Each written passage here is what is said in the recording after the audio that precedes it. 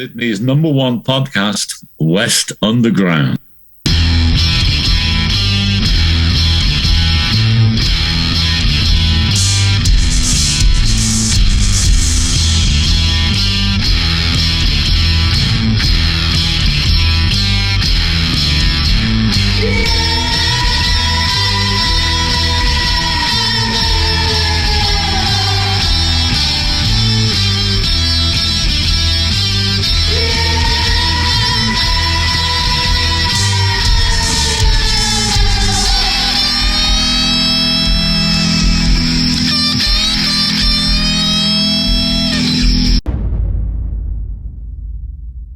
Five, 4, 3, 2, and 1. Hello and welcome to another episode of West Underground. Today we have none other than the Bifters. They're joining us. Let's do that again. Which wants to clap? It's been a while since I've been in here. Alright, do it again. They're labelled and everything. I'm sure they are. Go on, go again. How are you, boys? Do your intro again? No, Get me leave in, it in. fucking Leave the it in. buttons up. Hello everyone. Hello the Bifters. How you doing, James? Hey, clappy button. clappy button. Welcome in, boys. If you can see on camera here, they've brought us in their beautiful vinyl. Reefer Madness. Reefer fucking madness. Fresh from a gig last night. I wouldn't say fresh, but from a gig last night. Yeah, the sunglasses tell me different. Still throbbing. How was it? Where did you play? We played at the Duke of Edmore. Oh, nice. Yeah, it was good with Robot God and Dial-Up Modem, and it was pretty packed down there. Yeah. It was a good vibe, as I said earlier before we started. I think the Duke's like really hitting its straps now, so we're stoked to be part of it down there, and we had a ripper night, to be honest. Yeah, Do it you was reckon epic. it's taking Frankie's place? I reckon it is. I reckon it is. It's never going to fill that hole, but I feel like it's doing it's just aiding everybody in that period after such sadness. Yeah. But you know they have done well there. They've got the sound guy from Frankie's.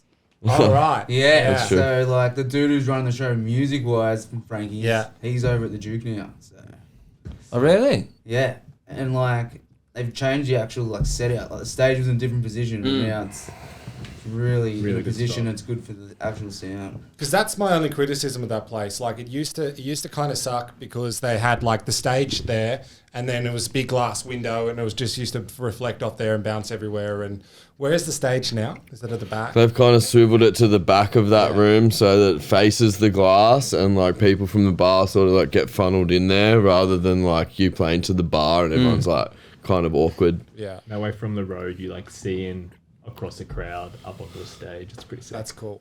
Yeah, and they've decked it all out and still got the drum riser and stuff, so that's my favourite place to play because I never get a drum riser. It was quite funny, the drum riser they had in there like before they'd done it up again. It was so fucking high up. Yeah. That was a shit. Bring that back. Oh man. No, and then you're playing and then just like I'm a singer, so just behind me is the fucking bass drum. Yeah. Yeah. Beautiful. But yeah, I think somewhere's got to take the place of Frankie's, hasn't it? You know, somewhere's got to take over. So hopefully it's the Duke and we may continue. That's all. Yeah. Is the Frankie's crowd in there now? I feel like it's getting that that authentic rock and roll crowd in there now. Like last night was pumping. It's like packed. It was super packed. Like yeah. But not like you couldn't move. It was still like quite nice because they got the big out the back bit and like pool tables and stuff, so people can cruise out there as well. And then when the bands are on, sort of everyone just sort of like runs in. Yeah. It was sick. Yeah. Just briefly, do you reckon that's becoming our Sunset Strip down that road? Because you've got the Duke of Edmore there, and then what's the other big venue that's up the road from there? That's not very far. The Vanguard. Vanguard, yeah. Yeah. And Highway bars there as well, isn't there? Yeah. It's a fucking few. Good little spot. Yeah. Well, but just I'm pretty sure like Sab, who runs the Duke and helps us out with gigs, they've got another venue. And they've just got like an all-night license, really? Frankie's Yeah. was, Yeah. and it's going to be opening in a few months of this, like the start of this year sometime. So Where's that at?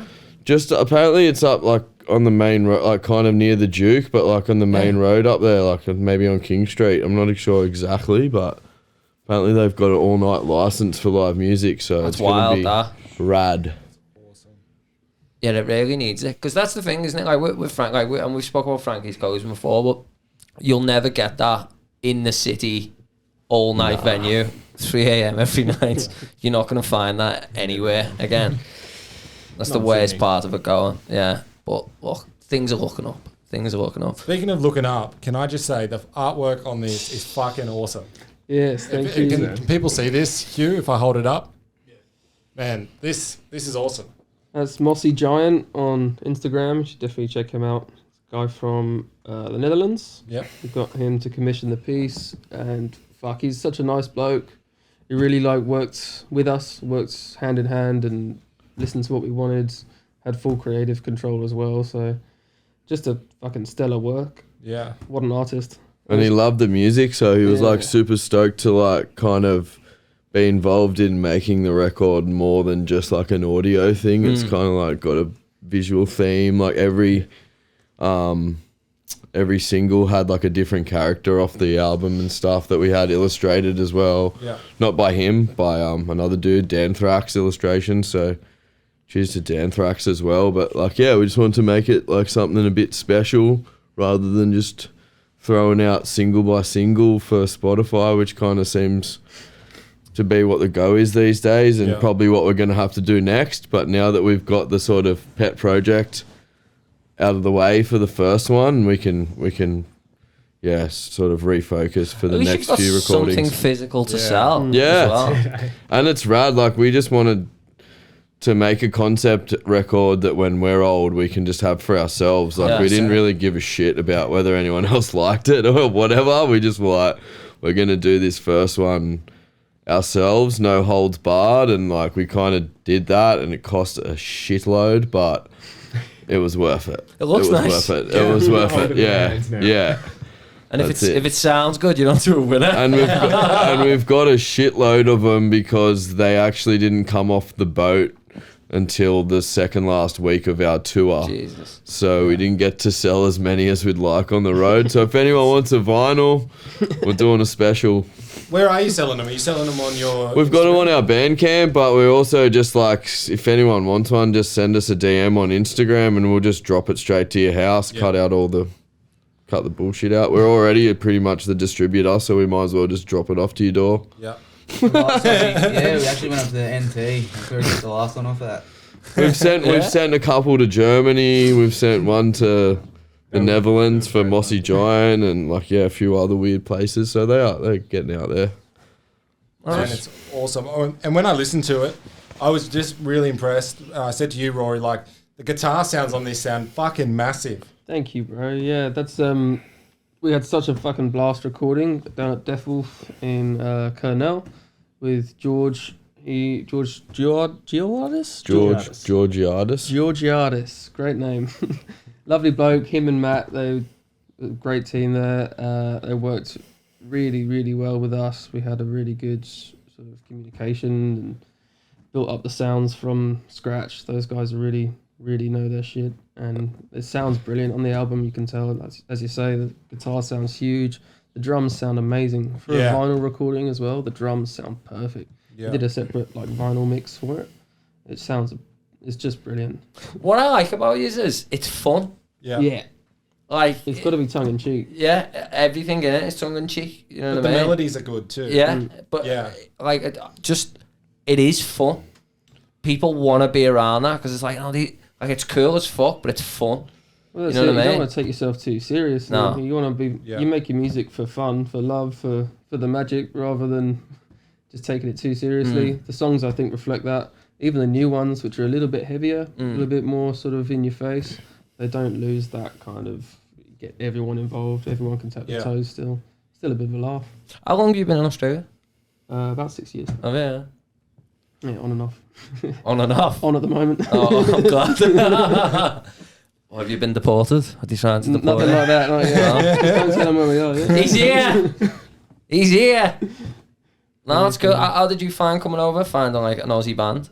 I got really lucky. I actually found Gus and Shrek through Facebook with another band, Honey Hayes, who were on previously a year or two ago. And since then, I've just been really lucky. Just sort of managed to drift between different musical projects with these two and a couple of others as well in the back pocket. So I've been very, very lucky. Oh, Can I ask briefly what happened to Honey Haze? Oh, we had our 4th birthday party, and it was fucking ripper. We had a great time, and after 4 years, we each had all like different side projects and stuff going on. It wasn't getting the attention that it needed, so we just kind of separated.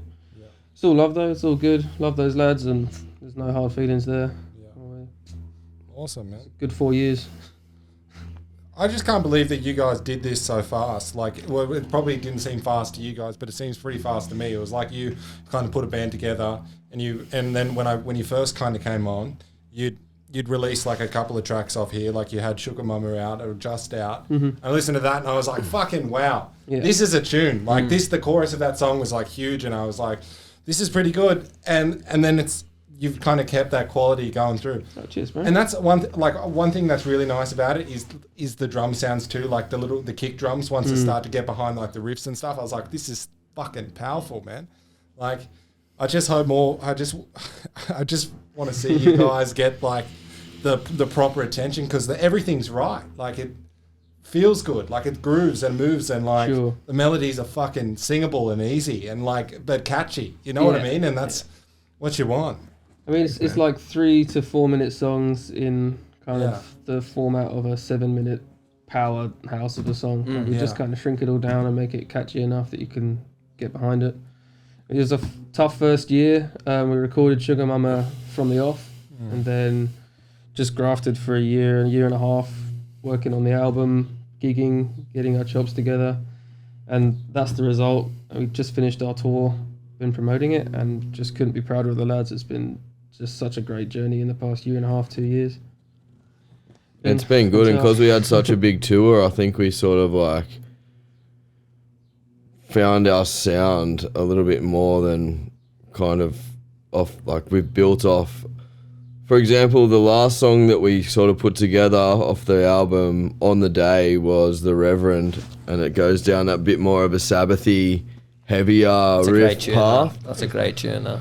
So we kind of, and it came out of it like super G'd on that song, especially because we went in there with essentially a riff that Roy had written and sort of came out with what we thought was like kind of our best song off the album.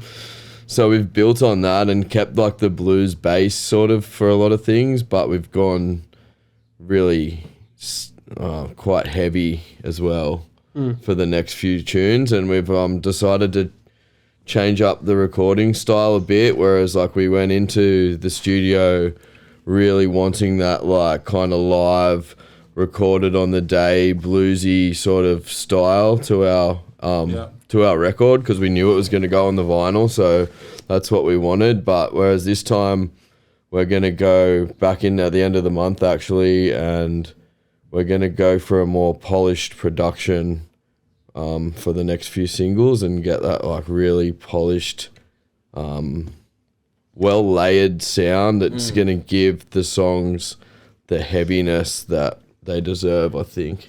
And we're going to try that route, because not that it's the be all end all, but when you mix an album like that commercially in these times, it's not really like that viable.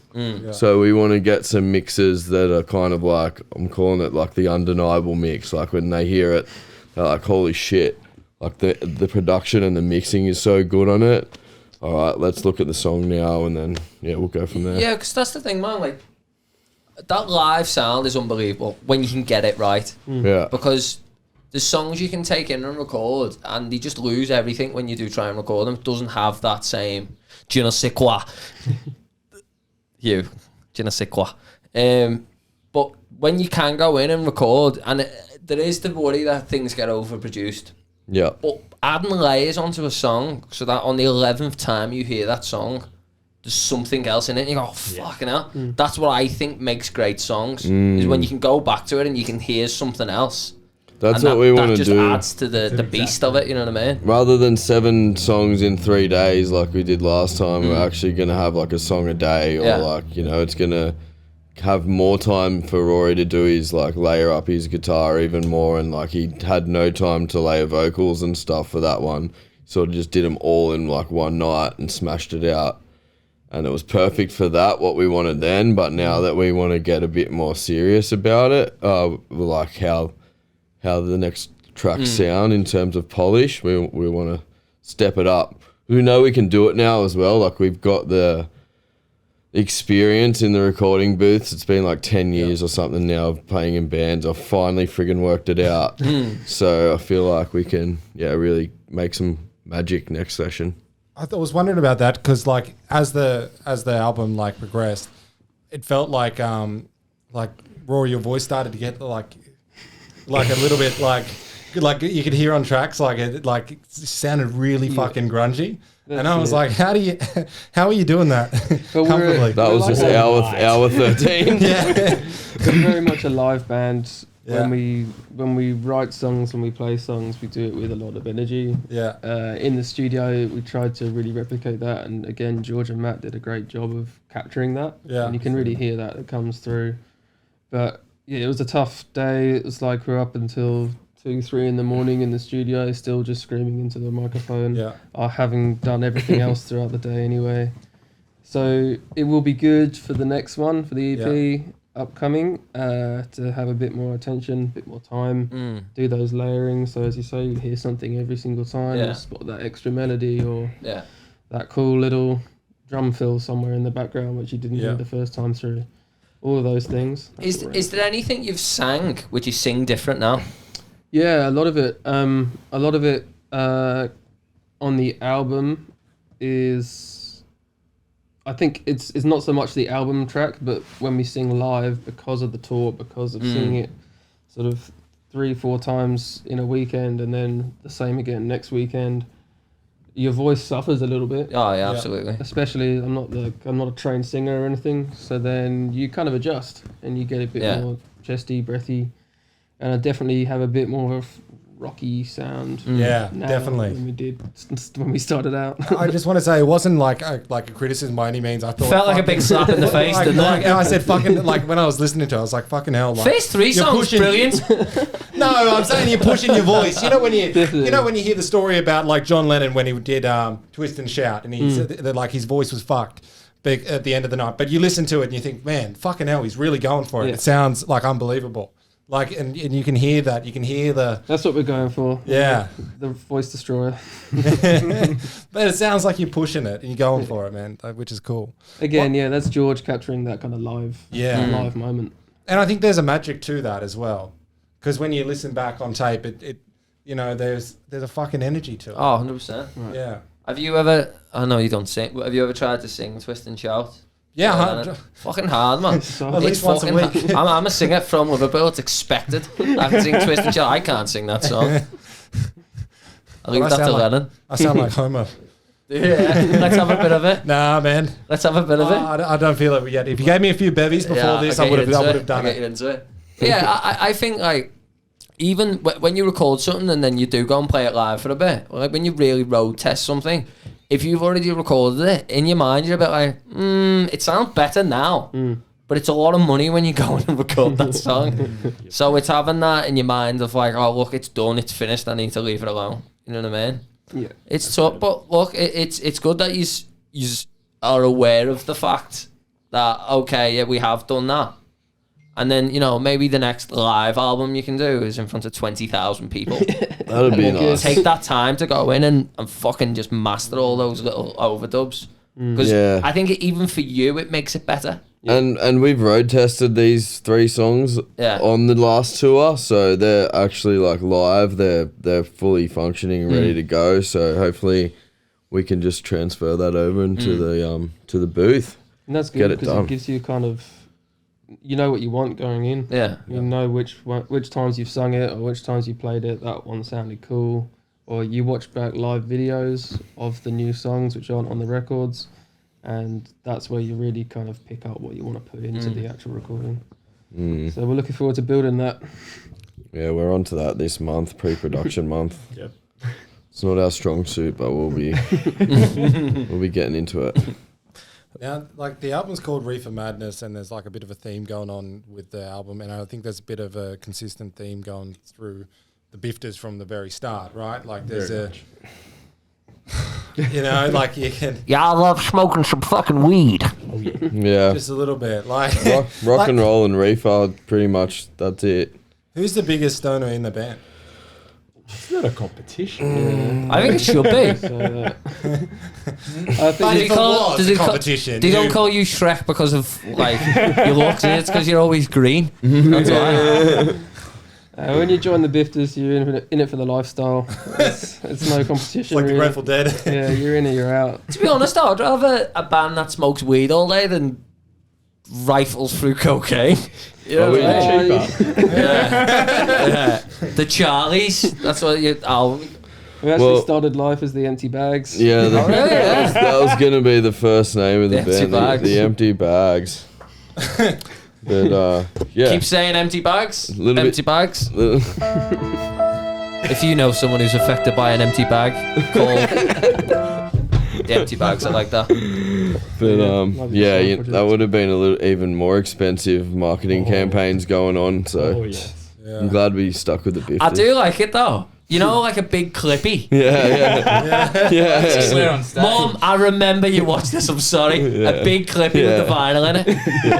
Yes. That would be good. We need to do that. Marketing genius. Yeah. You can have that Thanks very much. for your other side project. The empty bags.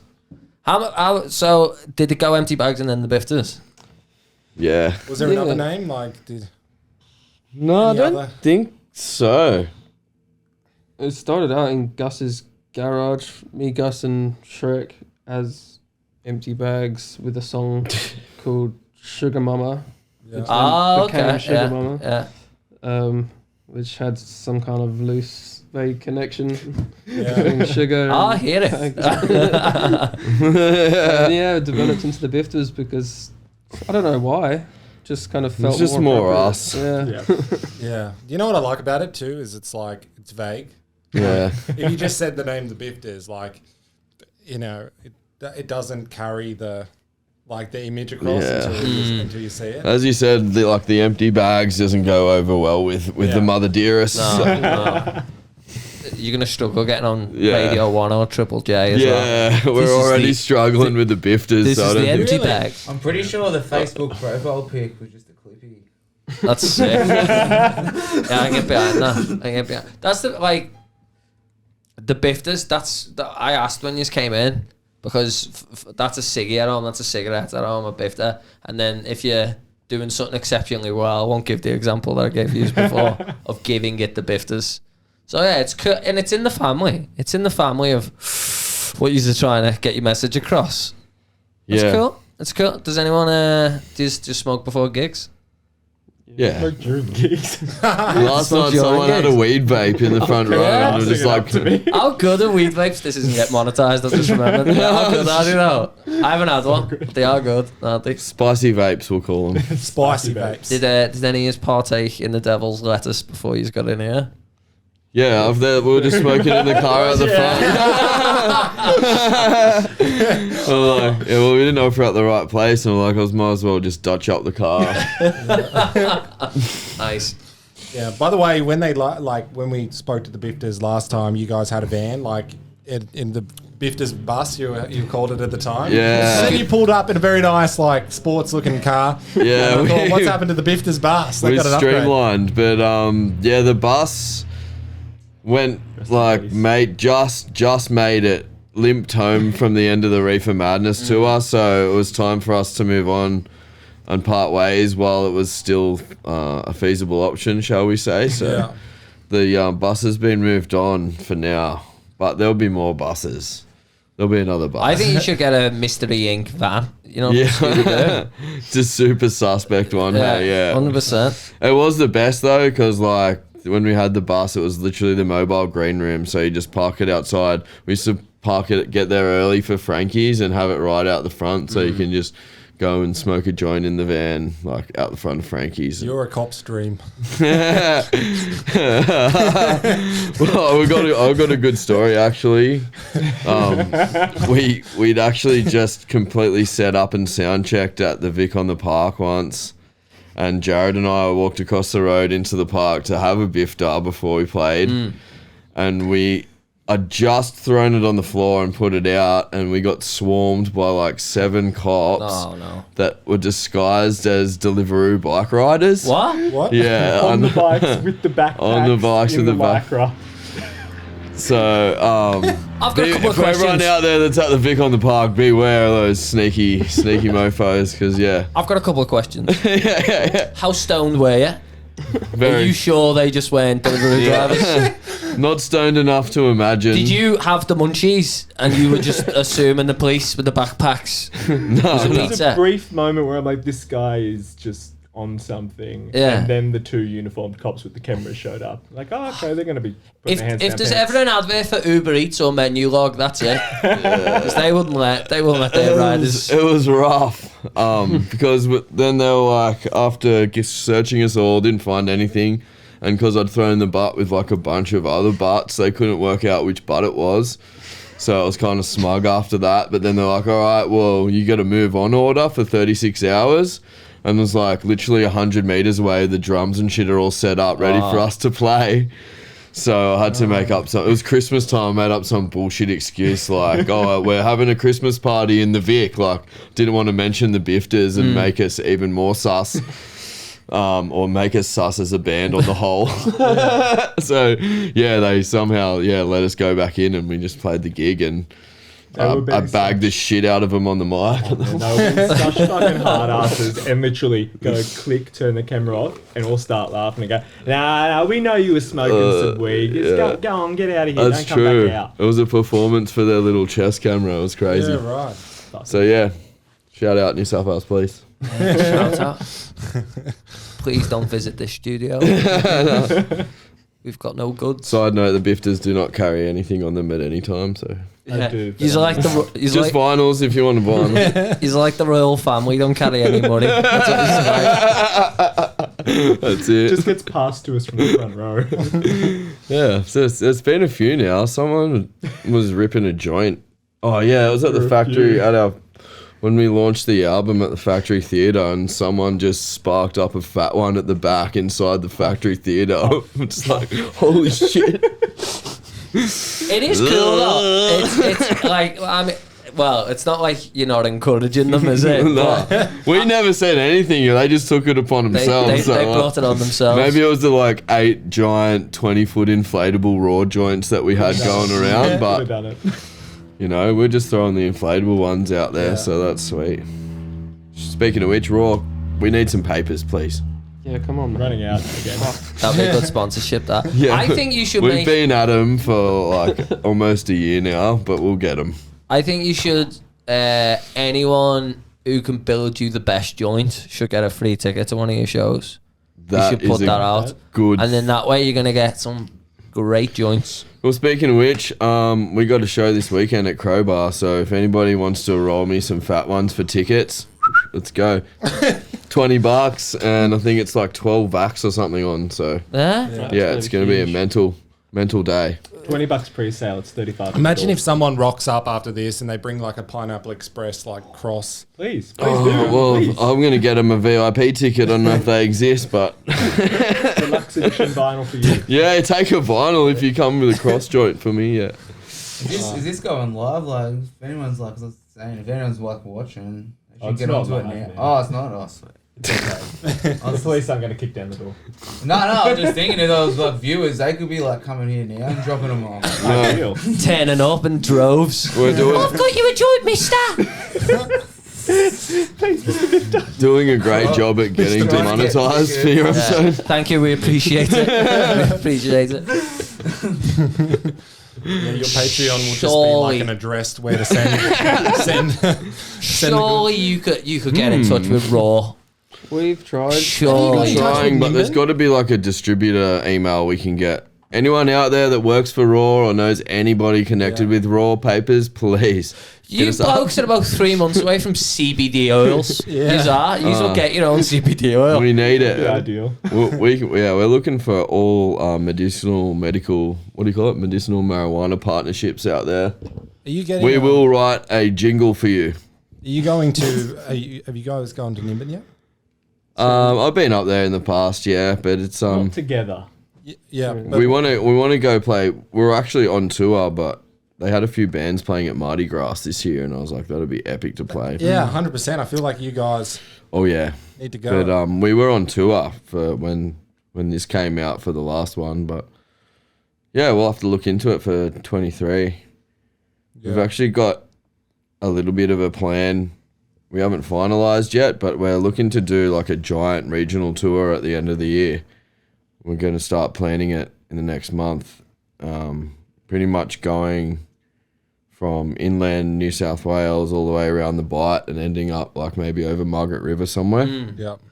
We're going to try and get a bit of a grant going for that and see if we can take the Bifters tunes around the Bight and hire a van and just do the thing, because I don't know, we just want to do something different and feel like we've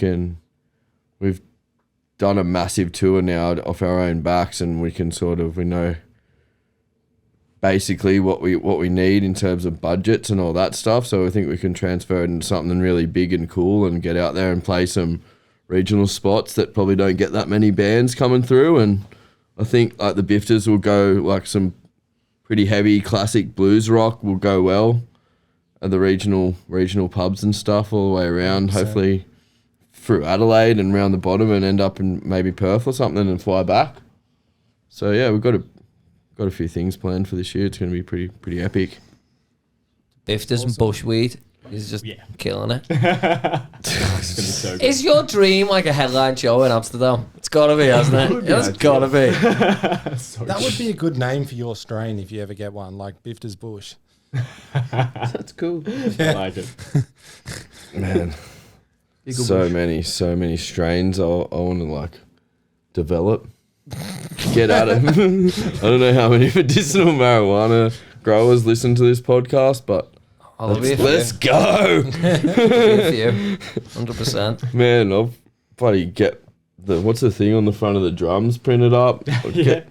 We'll sell out for weed. Is that That's the one thing we'll sell out for. Nah. Yeah. Anyone else? I was trying to gauge if you were stoned before, right? And I was just having a look across the couch, and I was thinking maybe they're just pros now. And they don't even look stoned. Yeah, I prefer to do all interviews extremely ripped. I'm just always extremely ripped. You were the one I thought was winning the competition, by the way. He had his vape. Just like, he had his vape in the car on the way there. I was like, is that a weed vape? I'm like, can I have a puff? And then I was like driving. I was like, uh-oh. Maybe you should have just... How do you do life ripped? How do you do Life's better ripped. I don't know. I think it's just like keeps my ADHD what do you call it? Undiagnosed ADHD. If he's not high, you don't want to be around him. I'm active. There's things to do. Yeah. Do you? So I'm guessing you're right when you're stoned as well, because it'd be funny. It'd be fucking hypocritical, wouldn't it? Don't be smoking in here. We're writing. Completely straight. And writing songs about how great weed is. Who's? Are you the main man on the writing, or do you all share it? I do the majority of the lyrics and most melodies. Yeah. He's the riff and lyric guy, and we just fill in the gaps. But we're a pretty sometimes collaborative songwriting process. I generally come with the skeleton, the boys fill in the gaps. And Gus has come up with some fucking brilliant lyrics in the past. Queen and Machine's pretty much all him. One of the new ones is pretty much all Gus's lyrics. So he gets his creative moments as well. Ripped lyric writer. Have to get him on the microphone pretty soon. No, I don't know about that. I would do it, but I don't have the coordination to sing and play drums at the same time. There is nothing cooler than a drummer who's singing. Yeah. That is a cool look. Yeah. It is rad. Just mime. Just mime. Not like that. Like, just mime it. Just get a drum pad, and right before I have to like sing, just have the pre-recorded sample on there. I had this drummer in my first band, and he was definitely a better singer than me, right? And he'd sing all the backing vocals, and there was a gig we were playing once, and I was like, I might just let him sing, you know, he's killing this. Phil Collins, that was his name. I don't think Rory's gonna have that problem, or Jared. Prefer to stay in my lane. How do you write lyrics when you're stoned? Because I would feel like if you gave me a pen to do that, I would just start writing down things I thought were funny, not actual. Like, Man, the answer to any of these questions, how do you do this or that when you're stoned, is just practice. Just be stoned all the time and you don't know the difference. Weed how-tos, the Bifters. I feel like if I do have a break off weed and then like I go and I smoke again after a while or something and do something like writing, I'm like way more creative than if I was just like sober sitting there. So I find that but It's a funny one. Like with my main band that was at home, we used to smoke like every night, and we'd rehearse every night, and we'd go in, and because we were like, the Beatles were fucking smoking weed, but they never had an Xbox. You know what I mean? Yeah. And we'd be sitting there on Grand Theft Auto, getting to 5 stars, getting away from the police, see who can do it longest. And I was like, I don't think the Beatles were doing this in their band room. No, they weren't mastering the arts of it. Going on the GTA, just the LSD. Yeah, LSD. You boys are wild, aren't you? This is not getting monetized. So, would you be keen to put another album out at the end of the year? Or is it just financially just not doable? I think it's gonna be an EP. Yeah. I think we're gonna just do an EP and do it single by single this time and just slowly come out, and that'll give us time to also do like a good video and stuff with them, rather than trying to put too much out at once. Like Label can pay for the next album. Yep. Yeah. Wherever you are out there, label. have you tried to have you done much marketing for this album? Like, have you been calling up radio stations and stuff? Yeah, well, we had the help of Evergreen Artists. Michael at Evergreen Artists did a full press campaign for us for 2 singles and the album itself, 3 singles and the album itself. So we had him working with us the whole time, and he'd do all the radio servicing and stuff for us. It was super successful. It was like a big list of all the stuff we got played on, and I actually took on a bit of a role of like the Spotify, I don't know what you'd call it, campaigner, learning how to submit to curators and Submit Hub and all that bullshit to try and raise your Spotify presence essentially. So I think it was reasonably successful. Like we've had a fair few cracks on there, and I also, through that side and a few others, you can also submit to blogs. So we got quite a lot of coverage on like blogs all around the world, like Mexico, Brazil, Argentina. Like we were on this podcast over in Argentina, and they were running the tunes, and England.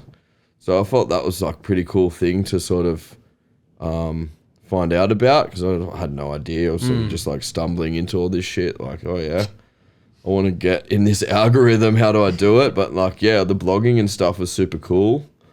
So it was cool to see like our album literally actually getting like reviews in Spanish, and like there's like a full blog review of like Reefer Madness in Spanish and shit, and it's like, yeah, cool.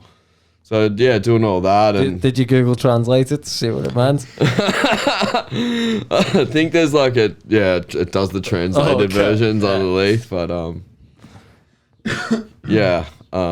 so this time we're doing it single by single. We'll have a little bit more idea what's required, and hopefully we can maybe afford a proper Spotify campaign with someone that knows better than me. Yeah. But It's hard, man. It's fucking hard. everything's It's like really $2,000. expensive, It's like $2,000 for the records, $2,000 for a Spotify campaign, $2,000 for like PR for your radio. It's like, fuck.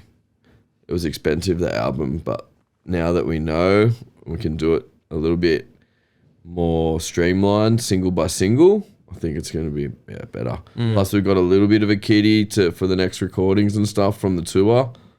So yeah, we're just like building nicely, hopefully into a big tour at the end of the year, which should be super fun. Fuck yeah, man. Get out of Sydney and stuff. So yeah. Are you gonna create the Bifter Bong as a merch item? Well, that's Is it it. gonna Like, do we it? need like a smoke shop. We need someone to come on board because we've got ideas for days. Yeah, limited edition Shrek grinders. I'd use that. I'm sure that'd work well. No, there's been some ideas. There's been some ideas thrown around, so yeah, we're keen to start doing that stuff. And once we have some new tracks up our sleeve, I think I'm going to be doing a little bit of emailing as well to some more brands and some more sort of shops that suit us, and see if we can get a bit of a spono going for some stuff, because The guys from the we go juniors through do that, shitloads don't of papers, man. they? You might have to start your own. Like, Yeah, we could just do that. Just get all the just have. We've all thought of that as well. Like, had it all the smoke Yeah. stuff we can have for merch, but obviously when there's recordings and stuff to pay for, that stuff Yeah, the sort of merch just takes gets a lot, knocked down the list, because there's no shortage, as you guys know, of like stuff that you need to pay for once not just the recording. Then Yeah. you got videos, marketing, advertising, artwork, you name it. So yeah, that's on there. We're rolling. We'll get there. 2023. you know the June Rats? We do. You know, like, I wondered, like, how because they all seem to have, like, money individually, all those three guys. And I was like, what are they doing, like, other than playing in the June Rats, right? Like, how are they making their money? And they all run, like bong shops and, like, make all the, like big porcelain bongs and ship them out and, like, all that custom stuff, like, down in Melbourne. And I was like, That's cool. smart. They got in with like Dunlop volleys. Really? June Rats volleys. Yeah, serious. Classic. They're pretty cool. Yeah, they're smart about how they do it. Hopefully with the next tracks we can get a little bit more of a following behind us, and then that gives you a bit more buzz around it. gives you a bit more of a leg up when you hit certain brands and stuff up. So we're building nicely. We're pretty happy with how it's all rolling after the album and stuff. It was pretty much exactly how we wanted it to, so it's going well. Who just look up to? What bands do you go, that's what we need to be doing? Not necessarily like your I would say idols when you were definitely the younger, Ugly but Kings, because we just got to open for them. I've played with them in I played with them in Frankie's. They're all good guys. We had them on here. We had Joel on, didn't we, the drummer? Yeah, he's good the guys. absolute legend. He's been giving me a bunch of advice on, like, because I want to get some new cymbals and stuff. So I've been like chatting to them, and I feel like there's not super many bands around in Australia that really kind of fit our genre, and I feel like we really fit kind of with them on the same bill. So that how they call themselves power blues or whatever. So I feel like we really enjoyed playing with them, and they're just such legends, and sort of gave us a few tips, and we took a few leaves out of their book as well, just with like how to start the set and a few little live things. And we really look up to those boys, and hopefully we can crank a gig with them again this year sometime. But I'd say that one. It's good that they're helping you. It's like that. To be honest, when we played with them, I reckon I sat down and spoke to them for like an hour. Before the gig, and they were just so helpful with everything, because I think they wrote an album ready to release it, and then the first lockdown happened, and then they had all that shit went on the world, and then when they did get to release it, and then finally toured it. But yeah, they were nothing but gracious and helpful, and it's good when you get bands like that who are ahead but they're willing to throw out the life raps for everyone else. Yeah, they haven't forgotten, like, because I know those guys, they've been doing it for a while, like, they've been a band for a long time, so, like, they haven't forgotten what it was like coming up, scratching for a gig with a good band, especially, like, with how well, like, we fit on the bill. We was, like, so psyched. It was funny because we played the Cherry Bar in Melbourne, and after we played, because I'd already been speaking to them on Instagram just because I liked their music, and I saw they were coming to Frankie's, and they were like, would love to have you on the bill. So I hit up Frankie's and got that sorted, and we got on the bill. And then Oh fuck, what was I saying? Would have been a couple of weeks later at Cherry Bar. Oh yeah, at Cherry Bar, we just as we walked off stage, this massive dude just like comes over frothing, like, love the set, all this and that. I'd love you guys to open for us. And we're like, what's your band? And he's like, the Ugly Kings. It was Joel. Oh yeah. And he's just like, that was sick. And I was like, already, mate. Well, actually, we're in 2 weeks' time. We're playing with you up in Sydney. So, yeah, it was epic. It was really good. So, love those boys. Shout out to the Ugly Kings. Yeah, Ugly Kings. You've been on. Joel here. works at a studio, hey, too. I think so. Yeah. Joel goes into like prisons and shit, doesn't he, and teaches them music. Yeah, but No. He's got an interesting story, that guy, man. He's a fucking legend. yeah. He loves his drum kits. Yeah. we had like a 10-minute like when he did the podcast like on his own, and he was just talking about like his drums for like 10 minutes, and he had a big smile on his face when he was talking about his drums. I respect that when you love something so much. Oh, I can get into that. man, he can hit them too. Yeah. Oh yeah. Oh yeah. Wouldn't like to be one of his drum kids. Smashing them, yeah. Sick. What's what do you think the glass ceiling is for the band? We originally like started the band. We just wanted to like play Blues Fest, Yeah. and like I've been annoying him and applying for it so far, but no luck. But kind of want to aim a little bit higher now as well. So I think when we started, it was more blues oriented, the music, and we've definitely progressed musically, gotten heavier than we ever thought we would. Yeah. And we're continuing down that path at the moment. So yeah, it was Blues Fest as the goal, and now I feel like we're kind of aiming elsewhere. Yeah. Obviously, it'd be an absolute honour to go and play there, but yeah, there's no ceiling. The sky's the limit. Oh, that's good.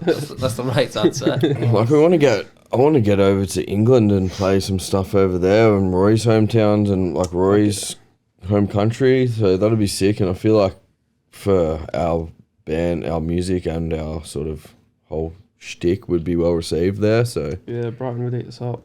that would definitely be on my agenda. I'd like to go do a bit of a Euro bash. What's the big Brighton Fest? It's the Great Escape, isn't it, in Brighton? Yeah. Yeah, done that. Yeah. Yeah, oh, well, the Fringe. But yeah, it's cool, man. Sick. Very cool. Yeah, man. I think it's been received over there very well, to be honest. Yeah. It's hard sometimes when you're like in a country that's like, I know it's a huge country, but the population the way it is and all, like it feels like there's a lot of bands going for the same opportunities and there's not that many opportunities. Yeah. And to like differentiate yourselves between yourselves and the other bands is hard. I think for you guys to get over to Europe, especially Europe, I think you should be big in Germany, man. Germany. Yeah, I think you should Spain be as well. fucking... Germany's got a mad rock scene. Like a mad rock scene. Fucking... There was a band I was friends with at home and they had like 2 top 5 albums in Germany. Yeah. Could go and they were like main support in arenas. And then like they play in England and they couldn't sell like 200 tickets. That's Fucking... Certain countries just pick things up, you know what I mean, and get straight into it. Yeah. I think a European tour for you guys would be primo. This is so off My topic. watch is talking to me, sorry. This is so off topic, but did you guys watch? Do you know what's that heavy metal band that are from like they're from like Byron, and they're like Parkway? yeah. Did you watch the documentary? On the Australian Story. Yeah. I've been Yeah. meaning to. I really. Oh need to man, watch it's it. awesome. But there's a whole that most of the documentary is shot of their like Germany tours, and it's fucking wild. Yeah. It is so wild the whole trip, and I was like, this would be like I'm not really a fan of their style of music, but watching that documentary just made me like appreciate just seeing how many of these like Germans that just come to these shows and just get so revved up, and like so many of them in every little place that they stop at just are so keen for it. And I was Yeah, we like, need this to is do it. awesome. Shout out This is to something else. shout out to Hans or whatever his name was that bought the record that we sent. German Hans Was from actually Hans. He's showing it to all his friends as we speak. yeah. You've got to hear this band, the Bifters. Yeah. He ordered it the day that the news dropped that they were going to be legalizing weed. I like that. Oh, they legalized there. Not yet, but they're going to. Well, maybe that's when we'll go.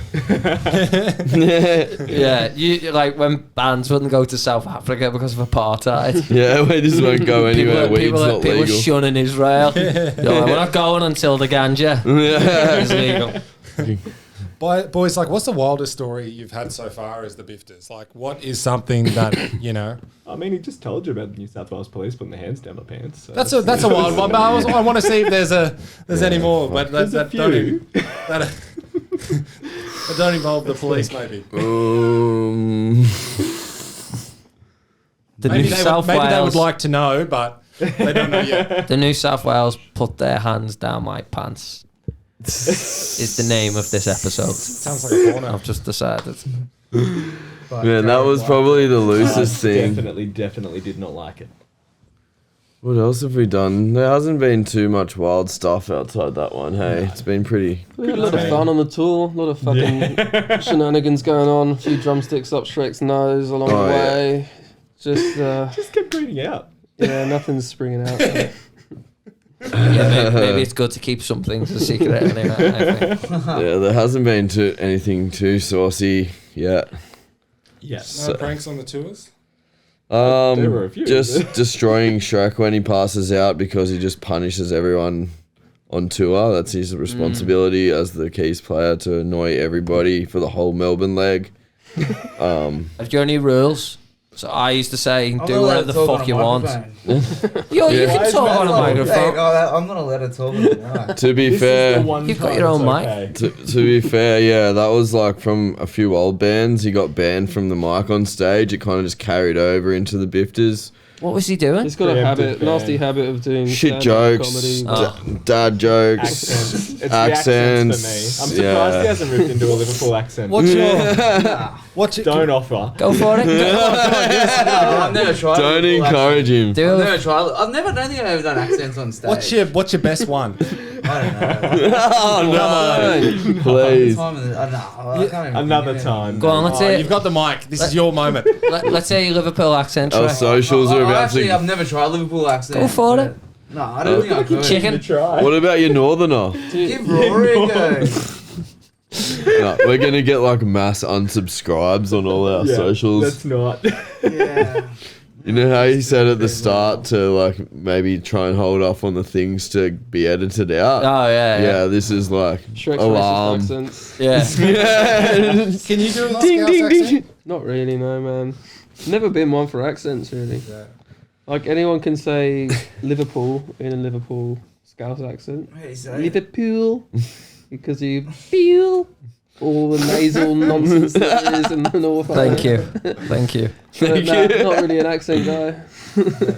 I think it's you know when you're like, oh yeah, I can do accents, and then you just say the name of the place, like people go like Scotland, like that doesn't count. It doesn't count. You've got to have something funny to say about the place. Yeah. Shrek, let's hear it, love. I can't think of any accents at the moment. What one does he usually do best? This is your time to shine, Shrek. He does like a Northern English one, not too bad. Can you do an impression of Shrek? No, I've never actually tried to do Shrek. I reckon Rory, you'd be able to do a pretty good Shrek impersonation. What is that? That was pretty good. Jeez.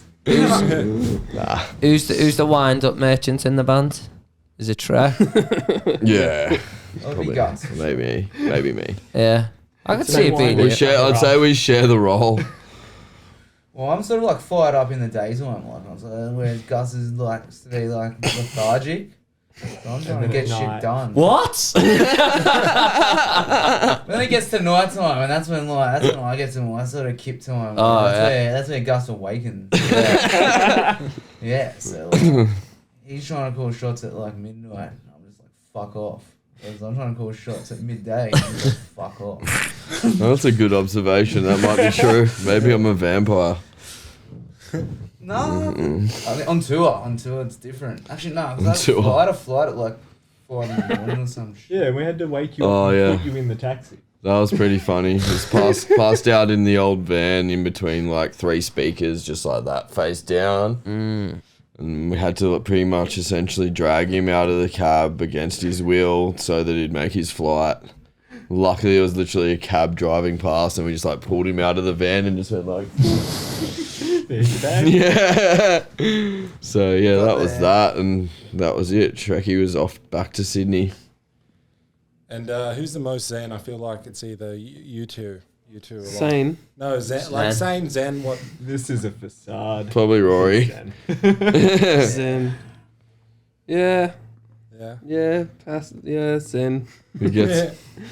He gets active about pedals and like distortion. Loves a about, bit of soldering, loves a bit of incense. Man, we're different. Like, we all really come alive as soon as we start playing music. Once we're on the stage, that's where we really, I feel, come into our true form. Definitely. Like, most expressive, we jump around, we dance around, but then we sit on a couch and give the most boring interview ever. I could start jumping on the couch and screaming about how much I love Reefer. Like, that's an option. Go full. I just want you to scream, look into the camera, and say, "The New South Wales, please put their hands down my pants." It wasn't the first time. I can do it if you want. They can come back. Fucking hell. This isn't getting monetized, is it? No. Oh, it is. It'll just be an ad for like Goulburn New South Wales Police Institute. Imagine if it is like, you know, sometimes like the most random ads come up. I think we had one of those like army ones recently where, like, when I went back to watch a video, it popped up and it's like, if you're thinking about joining the Australian Army, the Australian Army is like a thing, and it had people like coming down helicopters and shit, and I was like, this is wild. For us. Yeah. Were you bullied in that. school? And I was like, how Do you did like this dressing up in Lycra and pretending you're a Deliveroo driver? We've got the job for you. So this was like we had Wicked things on, and this is the ad. I was rewatching that interview, and then the Australian Army ad popped up, and I was like, Oh no. this is a random place to be. Imagine Wicked things in the Australian Army. That'd be the They'd be fighting with each other more than they'd be fucking fighting the Taliban. Well, they're pretty good. at That'd be karate, like but I us don't being think in they're the police against the force. Taliban. Yeah, no, they'd be fighting each other. Don't say that to my brother, and they'd be fucking kicking off on each other. It's going to be like all cops are tops ads in this interview now. Yeah. RBT day as well. Oh, Good luck out there, boys. I think RBT is one of the best Australian comedies of all time. Like, it's just so good. Like, every time I watch that show, I laugh harder than what I do when I watch most people's comedy special. thank God it's not RDT. They do them, no? They fucking they put the swab. Apparently, they put your swab in it, don't they? No, they do. It's a ton of And then put a finger up your called arse. RBT, but they do RDTs on the show as Oh, well. do they? They Oh, do shit. some like saucy ones, like sitting in the one road out of Nimbin, just like rubbing their hands. And then anytime any hippie band that pops past, they're like, "Here we go." Great, they're going to be sitting outside Guitar Garage waiting for us to play the finish I now. mean, they were last night. And you know what I love about it too? Like, if you're watching it on like whatever it's on, like Channel 7, and it like they will do the test like for the drug one, and then it cuts to ad straight away, and you're like, fuck man, what's he got in his system? And then it comes back, and you're like sitting there, and it goes does the little calculated thing, and goes red and blue, and comes up, and he's got like everything in his system. And you're like, what the fuck? I probably shouldn't have drive. Yeah, you're right. Yeah. For a mate. Just shows you that people are out there, doesn't it? Yeah, you fucking crackhead. Not you. I did look you in the eye then. I didn't mean you. You look the most straight-laced out of everyone. You do. I don't know. I think you're looking very straight laced, but a little bit like you're a bit suspicious. You got the beard like all trimmed up nicely, the short hair. Like, because when I saw you last time, you had the Excuse me, I did have long hair. yeah. I've been working on the chops. I actually had a big moustache until yesterday as well, but like I got my chops trimmed up and the dude just like cut my moustache off, so I was just like, sick. Yeah, At least you can grow it. We can't. yeah. I can't grow anything. They're getting a bit haggard though, the old chops. I can grow like a patch here and like a little like I'd probably grow like a French moustache if I really tried, but that's it. That's I'm the exact same as you. I'm like, I get like catfish fucking. Yeah, strands. yeah. I don't even get a good mo. I get like a Walter White mo. Is the bandana still in here? Oh, man, I'm jealous. That's better than mine. Oh. Mine's just like a thin little one that I could probably like gel the ends if I wanted to be a fuck Is with. the bandana in here? Huh? Is the red bandana in here? Oh yeah, it's up there. Probably a bit dusty, but If you put that on, you might have a bit of Hulk Hogan going on, man. Man, don't get me started on bandanas. I grew up on bandanas. Did you? Yeah, that was my look for a while. you in the Karate Kid, or were you the Karate Kid? Just a hippie kid. Brother. Oh, he was in the Rory's Crips. son. He was in the Crips, fighting the Bloods That's why in he does LA. not want to put that on. It takes him back. Takes him back to the olden days. So, right, boys, you're gonna play us a song. I hope so. You've got the guitar. You can play one song. We're actually like the shittest acoustic band you've ever heard, so we decided that Rory was just gonna run a little tune for you guys on the old acoustic because otherwise it would have just been terrible, to be honest. So it's just gonna be streamlined I like that. for your benefit. I like that you're in charge of promotion for the band. I love that. Speaking of promotion, your new album, The Reefer Madness by the Bifters. Do yourself a bloody favour and go get it. Fucking awesome, dude. Send us It a looks message. amazing. And Thanks, thank you for bringing us that as well. No worries. Appreciate Thanks it. for always Have you supporting signed us. it? Have you signed it? Yeah, if you look on the sleeve, there's a little note from us. So Oh, thank you very much. I think the first 50 we signed. Yeah, it seems about So right. yeah, And if then, you the, want, and then the pen ran out. Yeah. That's it. we're just like we'll leave it extra limited edition. So there's not many of the first 50 left. They're Oh, going to no, be thank sought you. after Really in 20 appreciate it. years. What is it? Oh, 10.